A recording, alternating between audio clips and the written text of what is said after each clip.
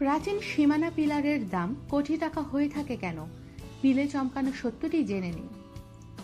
এদেশে ব্রিটিশদের শাসনের সময়কালে এই পিলারগুলো ফ্রিকোয়েন্সি অনুযায়ী একটি থেকে আরেকটির দূরত্ব মেপে মাটির নিচে পুঁতে রাখা হয়েছিল, যেগুলোর মধ্যে পিতল, তামা, লোহা, টাইটেনিয়াম সহ ধাতব চুম্বক সমন্বয়ে গঠিত হওয়ার কারণে বজ্রপাত হবার সময়ে ইলেকট্রনিক চার্জ তৈরি হয়। সেটি সরাসরি এই পিলারগুলো অবজার্ভ করে আর্থিং এর কাজ করত। এতে বজ্রপাত হতো, কিন্তু মানুষ মারা যেত না। অসাধু কিছু লোক এই পিলারগুলো অনেক দামে বিক্রি করা যায় এরকম গুজবের কারণে দেশের বিভিন্ন জায়গা থেকে এগুলো তুলে ফেলেছে। কিছু লোক এগুলোকে সীমান্ত পিলার নামে আখ্যায়িত করে এটি মূল্যবান বলে অপপ্রচারের কারণে খুঁজে খুঁজে এগুলোকে বের করে চুরি করে নিয়ে গেছে।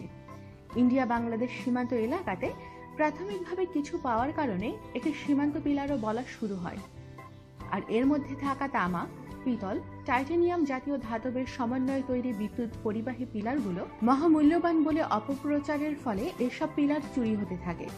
মূলত ব্রিটিশ শাসনামলে বজ্রপাত থেকে বাঁচার জন্য এই প্রযুক্তির পিলারগুলো সারা দেশ জুড়েই মাটির নিচে পুঁতে রাখা হয়েছিল, একটি নির্দিষ্ট দূরত্ব পরপর ফ্রিকোয়েন্সি মেপে মেপে। এখন যেমন মোবাইল ফোনের টাওয়ার বসানোর সময় একটা থেকে আরেকটা দূরত্ব আর ফ্রিকোয়েন্সি মেপে ম্যাপ করে বসানো হয়।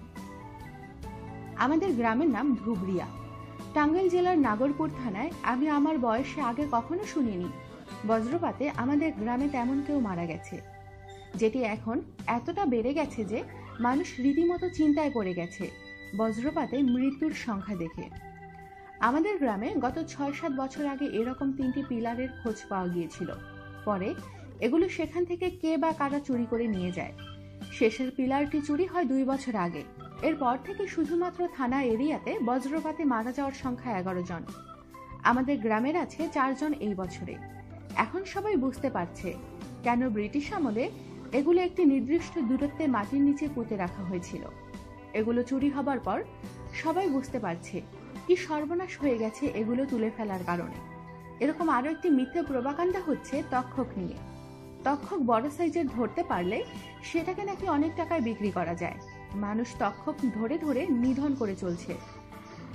যাক সে কথা, এখন বজ্রপাত রোধের জন্য দেখতে হবে সরকারি উদ্যোগে এ ধরনের কোনো কিছু নতুন করে স্থাপন করা যায় কিনা, যেটির ফলে ইলেকট্রিক চার্জ বা বজ্রপাতের প্রভাব যেখানে সেখানে না পড়ে। এ ধরনের কিছু টেনে আনবে, মানুষের জীবন বাঁচবে।